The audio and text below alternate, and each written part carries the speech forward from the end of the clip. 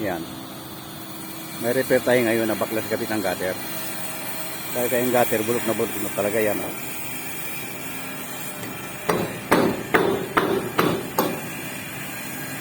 Yan. Baklasin na ito at papalitan namin ng bagong outside repainted gutter.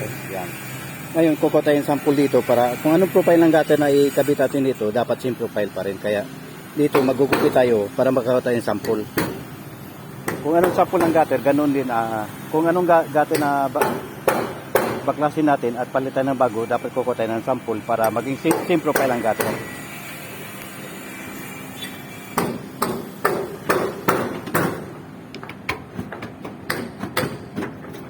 Magputol tayo ng sample.